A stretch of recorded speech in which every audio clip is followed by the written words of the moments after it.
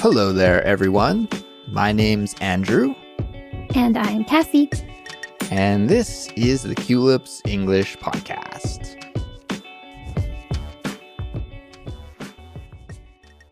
Hey everyone, it's Andrew here from the Culips English Podcast. Have you ever been to a huge sporting event with thousands of screaming fans? The energy and excitement is like nothing else. Well, in today's Simplified Speech episode, my co-host Kassy and I are going to talk about our experiences going to live sporting events around the world in places like Canada, the USA, Korea, Thailand, and Taiwan. I'll be joined by Kassy in just a sec and we'll get started with our conversation. But before we do, I want to give a shout out to HJ for leaving Culips an awesome 5-star rating and review on Apple Podcasts. HJ is one of our listeners from Germany, and they wrote, "For the past 2 months, I've been totally immersed in Culips, breezing through 250 lessons. It's been awesome, easy to use with fun activities. My language skills have leveled up big time. Definitely, I recommend Culips if you want a fun way to learn." HJ, thank you so much for that amazing review. I'm really happy to hear that you've been spending so much time with Culips over the last couple of months. If my calculations are correct, and I admit I'm not very good at math, but if my calculations are correct, that's around 4 or 5 episodes every day. So that's really incredible. I'm inspired myself. I'm motivated by how hard you've been studying.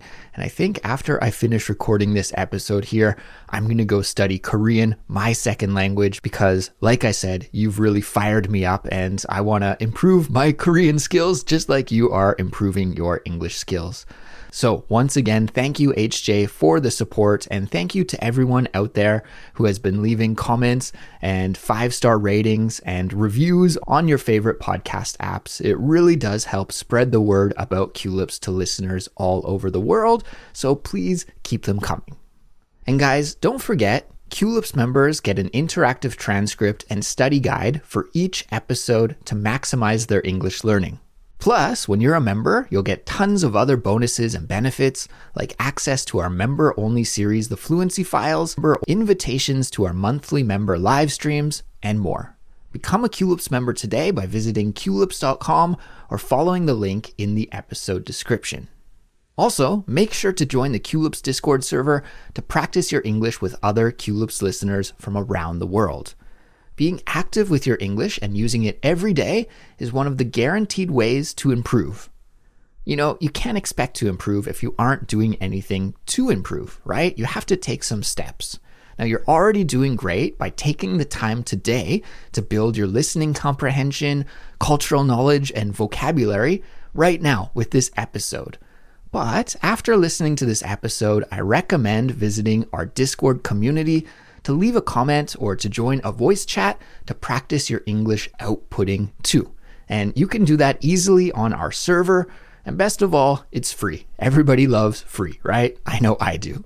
I'll be looking forward to hearing what you have to say on the Discord. But for now, let's get started with this episode. Hope you like this one. Enjoy.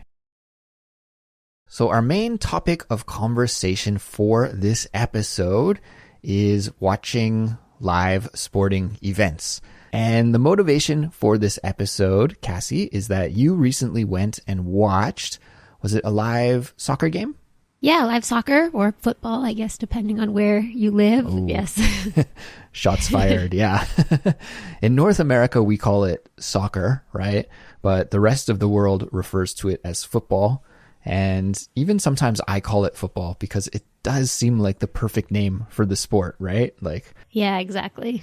You're using your foot. More so than American style football, yeah.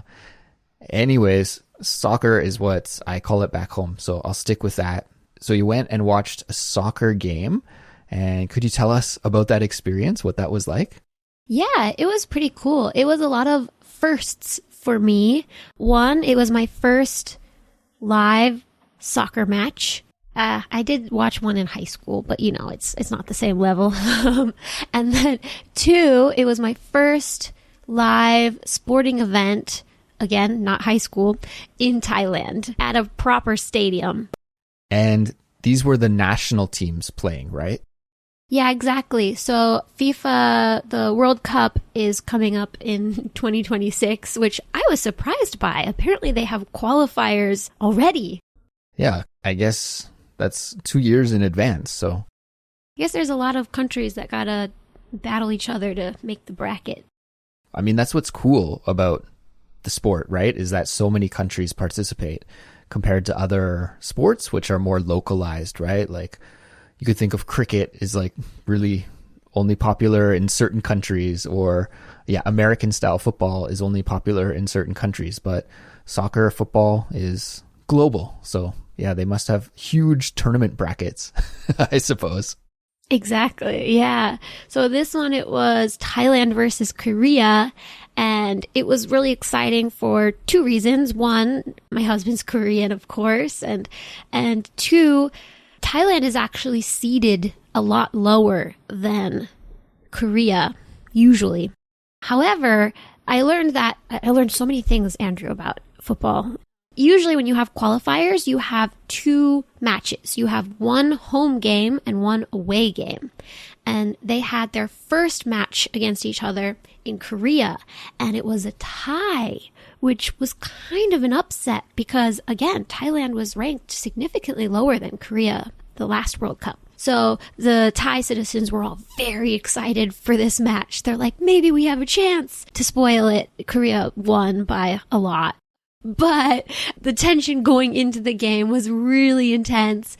And then I was also excited because I watched the Asian Cup in Qatar that was broadcasted, like not that long ago. I forget, a few weeks, months, time kind of flies for me. But I knew a lot of the players. My knowledge of, I feel bad, their names are not great, but my favorite numbers on the team are 7, 4, 10, and 18, I think. They're so fun. Love watching them. And it was so cool being able to see them live action instead of on the TV. Cool. So Kassy, I wanted to circle back just to something that you said there a moment ago, was a really interesting vocabulary word that was seeded. You said Thailand was seeded lower in the tournament than Korea was. And to be seeded, and the spelling is just like the little thing that we plant in the ground, right? To grow a flower or grow a plant, S-E-E-D, but in the past tense, seeded. If you're seeded, it means you're ranked, essentially, right? So if you're seeded lower in a tournament, then it means you're ranked lower in the tournament. So yeah, it sounds like a very exciting game. I could imagine, probably, I'm guessing, that Thai fans are really nationalistic, maybe, like really proud of their country, really cheering for their team. And I know Korean fans are the same way. And because the two countries are, kind of close geographically, and Thailand is a popular tourist destination for a lot of Korean travelers, I imagine that there were a ton of Korean supporters at the game as well. Is my assumption correct? Yeah, that was another thing I was so surprised by. There were 42,000 people at that game, and Thailand wore blue and Korea wore red or white, and I think like 3/4 of the stadium were just covered in blue. You mean the fans wore those colors? Yeah, exactly. But there was one very strong red section over in the corner that were doing all of their Korean chants, of course. We bought tickets through Thailand, so we were in the blue section in our red shirts, surrounded by the enemy. But we had such a good time. So what is the atmosphere like? Is there a lot of chanting and singing and that kind of thing, or like? I haven't been to a lot of live sporting events in the US or Korea either. Korea had a lot more chanting, I think, even though they were definitely the minority in this arena. But Thailand liked to get these giant banners that covered whole sections of the stadium that was like a representation of the Thai flag. So it would just cover thousands of people, this huge banner. And I bet that was cool to watch from the TV. It was cool for me to watch. That does sound pretty cool. And everybody was really polite. There was only like 1 or 2 boos when Korea scored. Yeah, I was going to ask you, like, I'm most familiar with ice hockey. That's my go-to sport. And you got to be a little bit careful if you're in enemy territory. You know, like if you are an Edmonton Oilers fan or a Toronto Maple Leafs fan and you are in Vancouver watching a game, and, you know, if you're polite, the other Vancouver fans will be polite back to you. But if you're a little obnoxious or cheering a little too loudly or something, you know, some people might yell or say some inappropriate things to you if you're cheering in their home arena. You were sitting in the middle of all of those Thai team fans. Did anybody say anything to you, or were there any comments, anything like that? No, on the flip side, on the opposite spectrum of that, they were actually like, good luck before the match. I think it depends what country you're in. Like, the Thai people are just so nice and polite, and they're pretty kind of more reserved, I think, than other countries. Like, for example, when Western musicians come to give concerts here, like Bruno Mars was here last weekend, and apparently one, I don't want to say complaint, but one observation that they make is that, you know, Thai people don't usually stand very much during concerts, which is crazy because in the States there's like mosh pits and just like loudness, you know. Here, I think it's more reserved. Most people sit and there is cheering, but it's very like respectful and calm. I like that style, in all honesty. When I was younger, going to watch concerts, I would have thought that's a major bummer to just sit and watch the show the whole time and not like get up and dance and be active and participate in the music, right? Feel the music. But now that I'm a little bit older, sitting down and watching a concert the whole time from a comfortable chair seems perfect to me. So maybe I'll have to go watch future concerts in Thailand. I'm not sure. Yeah. Andrew, one thing that I was surprised about from this match, and maybe you can shed some light on it, because again, I don't go to a whole lot of live games, but I was surprised at the lack of food being sold at this arena. You had to walk up a bazillion stairs to get to the seats, and the only place you could buy water or juice or any kind of snack was all the way at the bottom. And they didn't have any, like, how do you call them? Concession people? I don't know. In the States, you'll have like guys walking around the stadium with like peanuts or popcorn or something, being like, hey, who wants to buy a bag of popcorn? $3 or something, you know? But they didn't have any of that in this stadium. So I was really shocked by that. I did manage to get like an ice cream before entering the stadium, but that was the only food I had during this game because they just didn't have a lot of places to buy it. It's not really like that in Canada or Korea, right? Yeah, so it's much, much different. And Korea's the champion at this for sure. Korea rules for watching live sports. It's really, really good. It's really affordable. Ticket prices. Now, I've seen some soccer games. I've seen baseball games. I've seen cycling before, indoor cycling, which is called Kirin racing. I think those are the only sports I've seen, but to see them all at the professional level is very affordable. Tickets are really cheap. And then concession is what we call eating food or buying beverages, drinks, is really cheap as well. And in many of the stadiums that I've been to, can't remember about the cycling, but definitely baseball stadiums and soccer stadiums, you can actually bring outside food in with you. So people will buy, Korean fried chicken is really famous around the world these days. So there will be little chicken restaurants around the stadium, and you could go and take out, get some fried chicken and bring it into the stadium with you, and no one bats an eye. No one cares. It's totally cool. You can go and buy soda or beer or snacks, anything, bring it in with you. Of course, they do sell some inside the stadium as well, but it's always really affordable. So it's not like you're breaking the bank to go see live sports in Korea. So definitely out of all of the countries I've been to, I think it's the best for seeing live sports.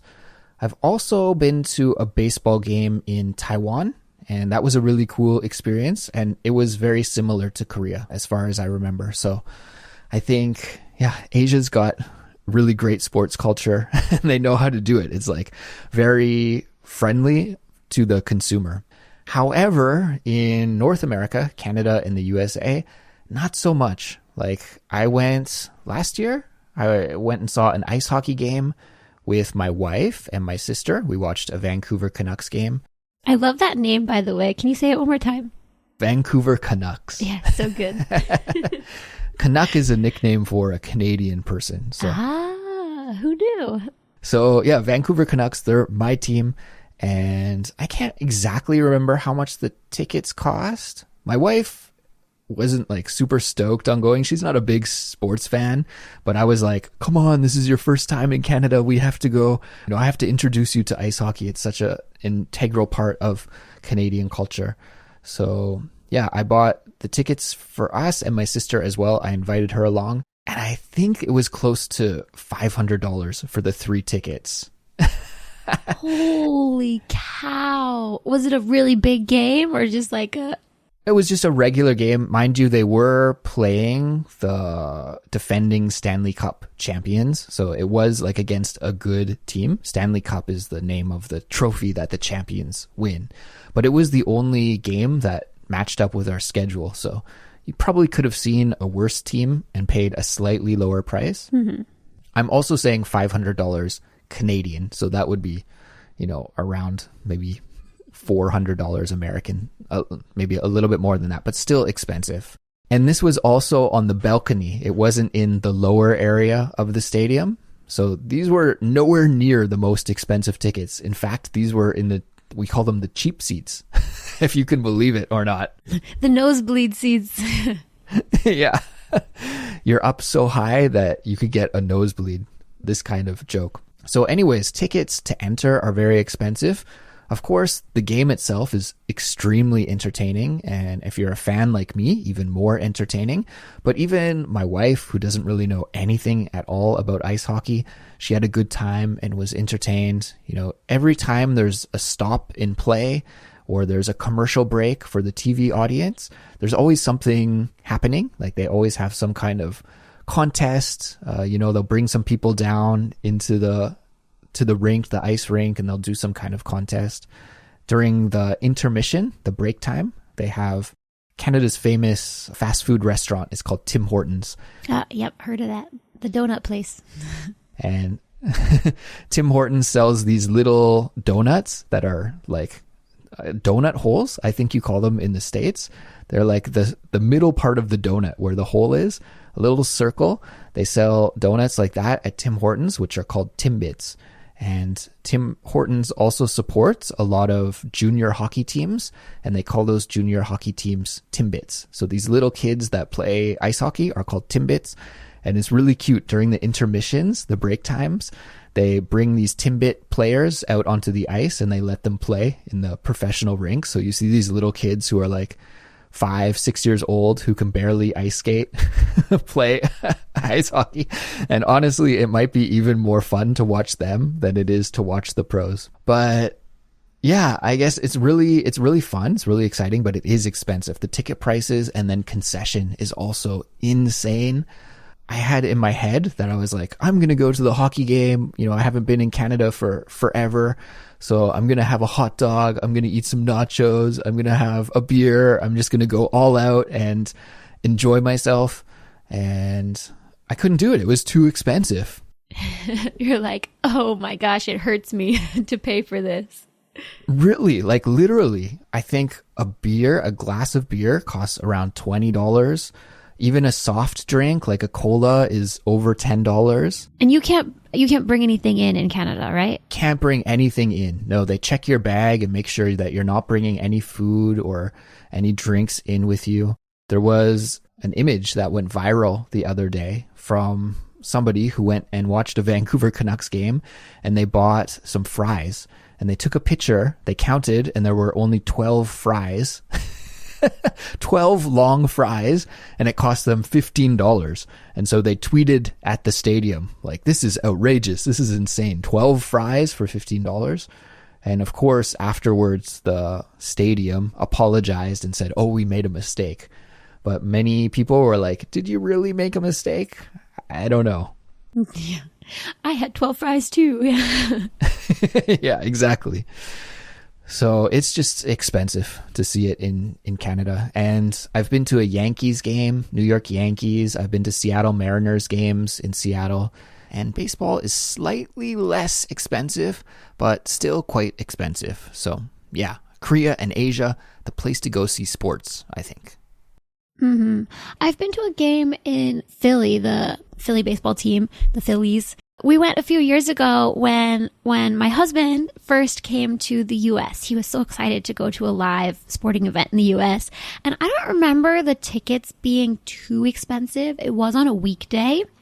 However, when you bring in the cost of everything else, right? Like to pay to park there is like $20 or $30. And then you're right, food wasn't as expensive as Vancouver, but you know, it adds up. However, the thing I love about the US games is that they have these giant jumbotrons pretty much for any sport.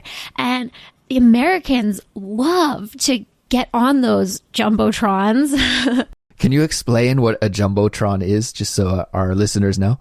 Yeah, it's those giant screens, usually like up in the air above the field, where cameramen will usually show the like different action during the game, but they'll also show reels of the audience in live action. So there will be like a kiss cam where if a couple is on the screen, they'll kiss each other, or there'll be a dance off and then you'll have like these cute little kids dancing on the screen. And it's the best. And we were really lucky. The Phillies game we went to, it got rained out. So you were lucky? Well, that was unlucky, but they offered us free tickets to go the next day at like 3 p.m. So of course, most people couldn't go. They have to work at 3 p.m. on a weekday, right? But it was summer vacation for us, so we could go. And there were like no people there. So my cousins were one of the few kids in the stadium. And of course they were the cutest. So they got on the Jumbotron probably 3 or 4 times in that one game by dancing their hearts out. And it was such a core memory for me and my husband, who it was his first game in the States. Yeah, that's awesome. That's great. Yeah, the Jumbotron, that's a great point because it's really fun. And I think they do that at a lot of different sporting events. My favorite is the kiss cam. That's super funny and super awkward to watch. And it can result in some comedy in the middle of a sporting event for sure. Exactly. Yeah, there were no jumbotrons at the one I went to here in Thailand. I was like, what is this? Kassy, what about watching sports on TV? Do you ever do that, or just more of a casual sports fan? Yeah, I'm not a TV fan. Like I said, I've got into soccer a little bit because of my husband, but if it was my choice, I might watch figure skating during the Winter Olympics and swimming during the Summer Olympics, but that's about it. How about you? Yeah, I'm all in on ice hockey this year because the Canucks, my team who I've been talking about here, they're doing really well this year. Like it's not like a huge chance, but there's a slight chance that, you know, we might even win the championship. Who knows? Oh, you might go all the way. Might go all the way this year. The playoffs are just starting up in a couple of weeks here, and we just clinched our playoff spot. And to clinch, that's a nice verb, means to secure or guarantee, right? So we're going to the playoffs. It'll happen in a couple of weeks. But this year I shelled out some money and I actually purchased the NHL pass. I don't know what it's called exactly, the Game Pass or something, but they have this streaming service where if you pay, I think maybe around $100, you can watch all of the games live. And so as somebody who lives abroad, it's pretty much impossible for me to watch the games on Canadian TV unless I have this Game Pass. And I think, you know, you get 82 games of Vancouver Canucks ice hockey for $100. It's not that bad. Plus playoffs. Plus I can watch all of the other teams as well. But the thing I really like about it is you can replay them. So often the games happen in the morning or the daytime when I'm unavailable to watch the games. But later in the evening, when I do have some free time, I can watch the replays of the game from earlier in the day.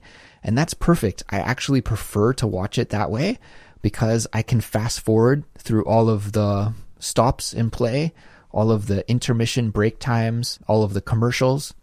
So an ice hockey game usually lasts 2.5, 3 hours. Wow. I didn't know it was that long. Yeah, from start to finish with all of the breaks and commercials, they're usually 2.5, 3 hours. Who has time for that, right? So when I watch it at home on my own during the replay, I can just skip. And it only takes like 45 minutes, an hour to watch the game. So yeah, I'm really enjoying watching the games that way. And I think it's worth every penny. I feel happy about my purchase of the, the Game Pass. Highly recommend it to the hockey fans out there. That's nice. I had a question that just popped in my head. Speaking of hockey, I barely participated because, again, not a sports fan, but I did kind of participate in a fantasy football league with my friends this year.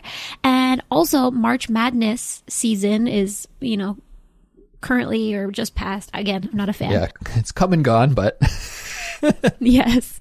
But those are two big, things that people bet on and really get involved in for basketball and football. Is there a kind of fantasy league or bracket pool for hockey as well? Oh, yeah. Yeah, the fantasy side of things is really, really popular. I personally just don't have the time to maintain it because if you are in a fantasy league, you always are checking it and, maintaining it. Like, there's a whole bunch of different things you can do to trade players and to make sure that your fantasy roster is up to date. And I don't know. I've tried before and it's just too much of a time commitment. I already feel like I'm spending too much of my time watching hockey that I can't really give any more of it. And to talk about the gambling thing, really interestingly, within the last maybe year or 2 years, suddenly North America wide, this happens in the States and in Canada. Recently, they have started accepting sponsorships from gambling companies. So a lot of the advertising that you see while watching hockey these days is for sports gambling. And it's caused quite a controversy because a lot of kids watch hockey, right? Or any sport. And all of the commercials are like, hey, try your luck, like place a bet online. And even during the game, they'll put odds at the top. We'll say like, if you bet now, you have, these odds of winning some money if the team wins. And to be honest, it's a little bit tempting. Like I have some friends that gamble on sports and they say it's just so much more exciting if you put a little money on the line. But I know myself and I know my personality and I know the kinds of things that I could get addicted to. And I'm like, if I even start this, it could just be bad. So I'm not even going to touch it. But yeah. So gambling is a big thing in sports these days. Yeah. Gambling. And what was the other thing? Oh, the fantasy leagues, both very, very popular. Yeah.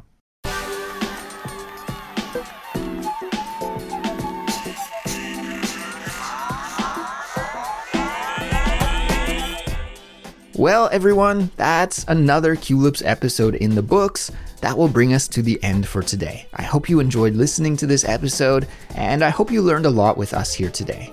Great job on completing an English study session. I've got to say, I'm proud of you. Keep up the awesome work. Now, just a quick reminder that if you want to take your English skills to the next level, Culips membership provides interactive transcripts, study tools, and a supportive community to speed up your English progress. You can get the full details and sign up by visiting our website, culips.com, or by following the link in the episode description. And speaking of community, come join like-minded English learners from around the globe on the Culips Discord server. It's a friendly, judgment-free space to practice your English through voice and text chat. Join by following the link in the description. All right, everyone, keep working hard on your English studies, guys, and we'll continue bringing you more fun and helpful lessons. We'll be back soon with another brand new episode, but until then, take care, and we'll talk to you soon. Bye-bye.